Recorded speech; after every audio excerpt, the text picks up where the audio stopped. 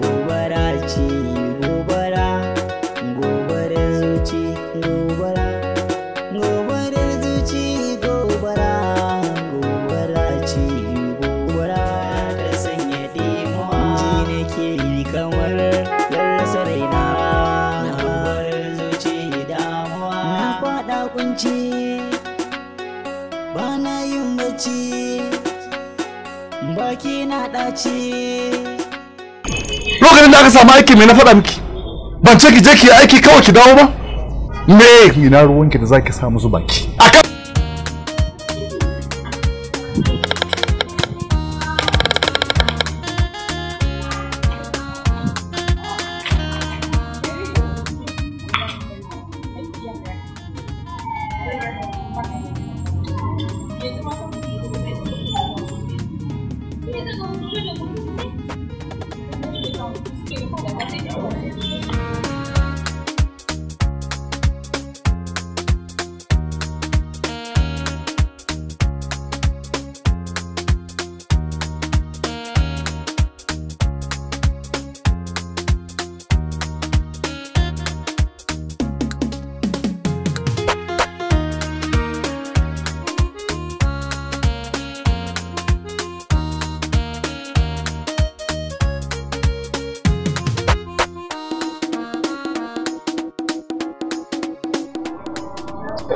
lafiya musulma.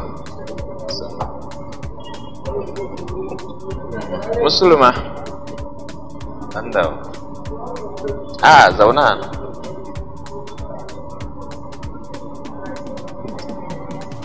Musulma dan Allah ki yi hakuri da marin da Siyama ta yi miki. Ni kaina mijinta ba jin daɗinta nake yi ba. Dan idan akwai abin da zan yi nadama a rayuwata shine aure na da Siyama. Don ko tun da aka yi auren mu ban taba ɗanɗana daɗin aure ba. Dalili kuwa shine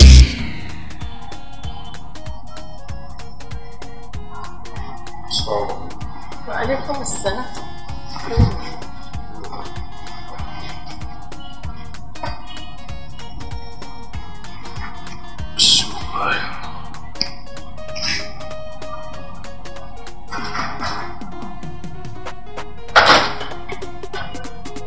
San da zuwa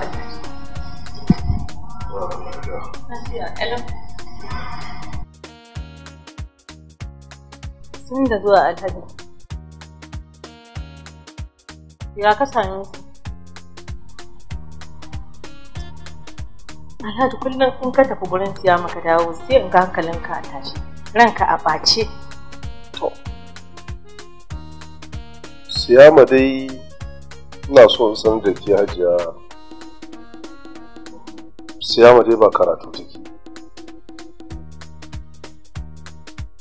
kuma a matsayina na ubanta na tura ta je ta nemi ilimi ne, ko ba komai za ta san yaya rayuwar duniya take ciki. Siyama ta zaɓi kallon ƙwallo fiye da karatunta, wadda ni kuma a sani na ko da cewa ƙwallo tana da wani amfani a rayuwa bai wuce a duniya ba. Amma ba ko ina ce dai sun kusa yin hutu, to a wannan ranar ne zan nuna mata cewa ni ubanta ne, insha Allah.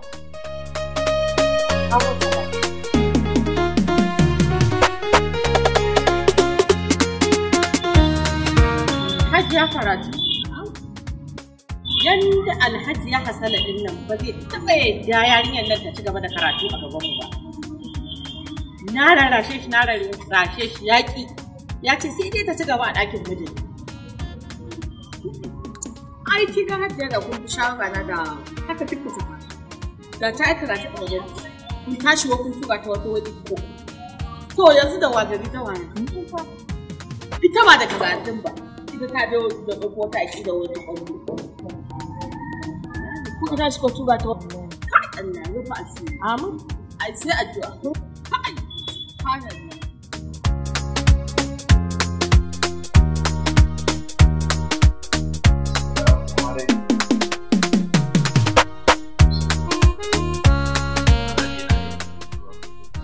Kana lafiya? Samu guri ka zo.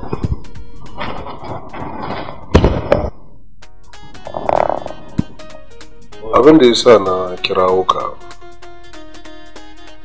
wato kasancewarka mutum mai amana, shi sa na kirawo ka saboda ina son zan ɗanyi hutu na wasu ɗan lokuta. Amana nan da kake da ita ina son ka ƙara fiye da nan. Karka ci haƙƙin wani kuma karka bari wani ya ci haƙƙin. Ka kula da kyau.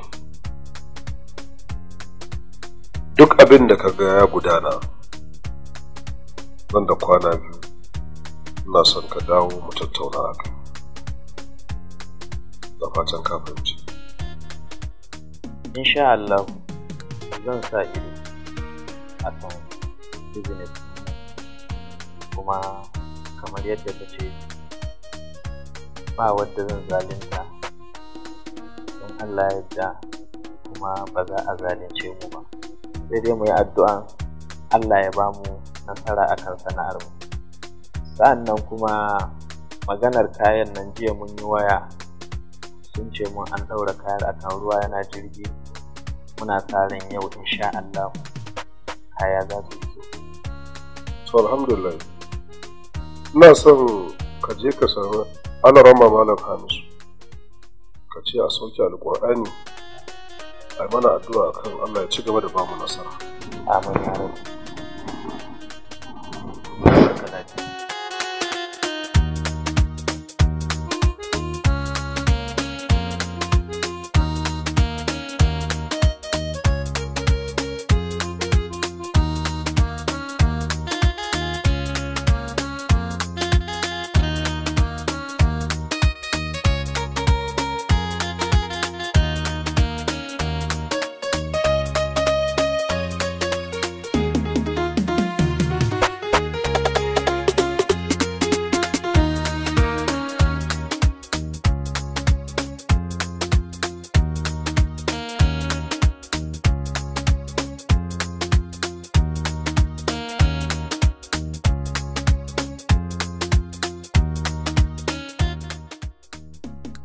Alhaji ɗazu siya mata yi waya yau za ta dawo an ba su kuma baka fita da bai ɗauko ta. Ina roƙon Allah maɗaukakin sarki ya kawo mana ita gida lafiya. Amma batun tura direba ko je da kaina na ɗauko ta babu shi. Ai siyama sa'a ɗaya ta ci tak akwai kuɗi a akawun ɗinta har za ta iya biyan jirgin ci da wuta. Ba domin haka ba, ana mai tabbatar da da kafa za ta dawo.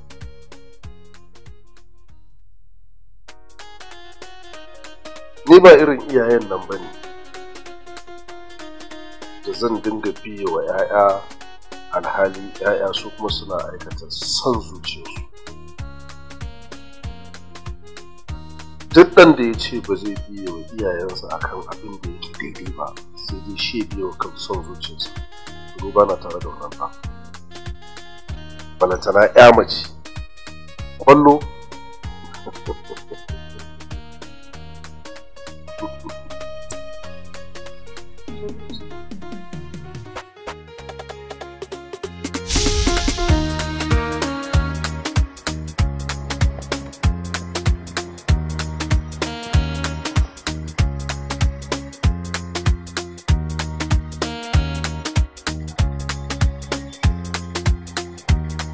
Gashi me ke?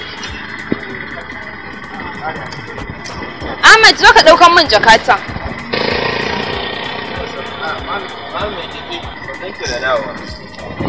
Ba abin da na nema ba kenan, kawai ka kai min jakata cikin gidan.